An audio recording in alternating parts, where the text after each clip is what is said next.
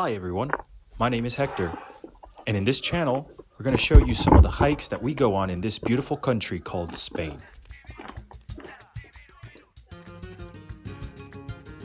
When it comes to hiking in Spain, I know that most people think about the well-documented hikes in the north of Spain, particularly in the areas of Picos de Europa and in the Pyrenees. But we would like to show you some of the lesser-known areas, such as today's hike up this mountain called Penyagolosa. Penyagolosa stands at 1,813 meters above sea level, making it the second highest peak in the Valencian Community. This hike is a favorite among the locals, as it's known for its rugged beauty and stunning vistas, but it still remains a hidden gem for many tourists. And today, we'll be taking you along as we tackle this majestic mountain. So, let's get to it.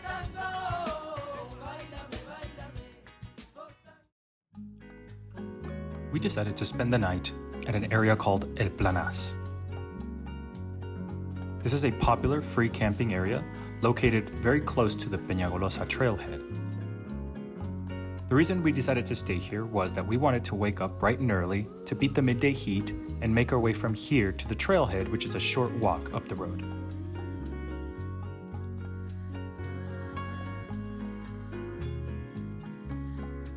The trailhead is located about 5 minutes on foot away from the camping area and is located right here at the sanctuary of San Juan.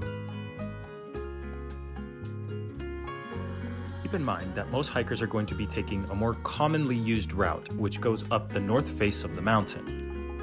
However, in our case, we're going to take a slightly different route, which goes around the mountain from the east side, up a hill, along a ridge, and then we will be ascending up the south face of the mountain through a ravine called Canal, and then we'll make our descent down the north face.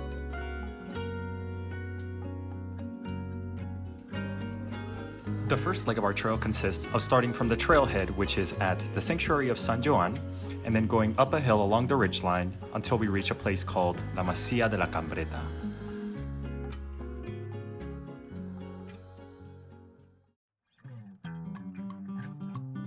This first stretch of the trail is very easy to follow, as it is very well signposted, and all you have to do is follow the signs. Along the way, you'll eventually come across a fountain that is normally fed by natural spring water that comes from inside the mountain. This fountain is called Pont de la Cambreta. We continue a little further up, and we eventually reach Masía de la Cambreta. This is our old rural farmhouse from where we can start to appreciate and get a good vantage point of the Penyagolosa, both its north and its south face. This is also where the next leg of our adventure begins.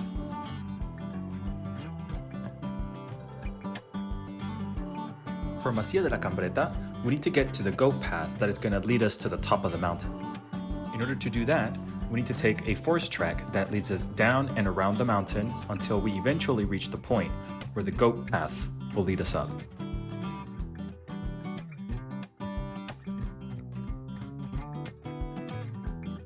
You'll probably notice that on the map that we created, we actually went a little bit off-road at this section right here.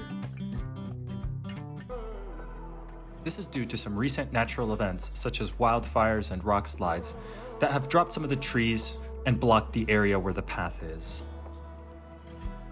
However, the local government has done a decent enough job of cleaning up, and other hikers have also placed cairns and other markers that indicate the way. You'll just have to find a way across sometimes. Eventually, you'll arrive at this signpost that points to Canal del Miquelet. We follow it and continue on this trail until we finally reach the first waypoint on our map. This section will be the most difficult part of this trail. In order to get to the top, we have to go up this goat trail, which will lead us to La Canal, and then from La Canal, we scramble up all the way to the top. We chose to wear helmets on this section of the trail, mostly because there's a lot of loose rocks.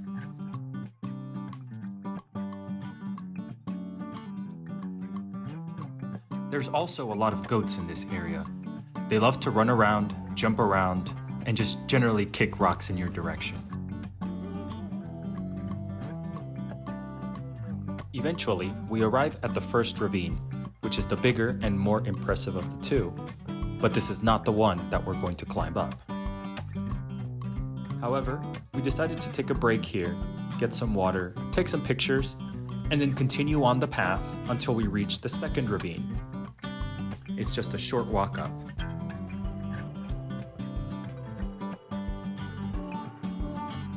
This second ravine is the famous La Canal, and it is marked by a wooden post so that you can't miss it. Be extra careful as you move up, as there's a lot of loose rocks, and scrambling in general can be a little bit sketchy.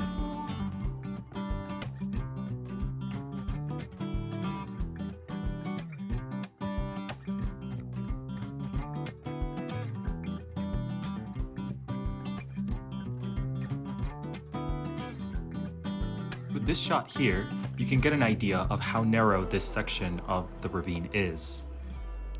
It isn't hard by any means, but do be careful. The ravine eventually opens up a bit, and there's sections where a chain has been installed to help you the rest of the way. From there, it's just an easy walk until you reach the top. Now, all that's left is to follow the path up to where you see the tower with the summit marker, and you've made the summit.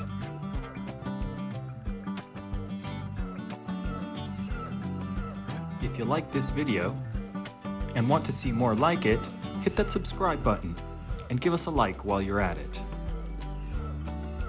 You can find all of this, the maps, and even additional info all in the description below. Let us know what you think. Leave us a comment, and we'll see you guys next time.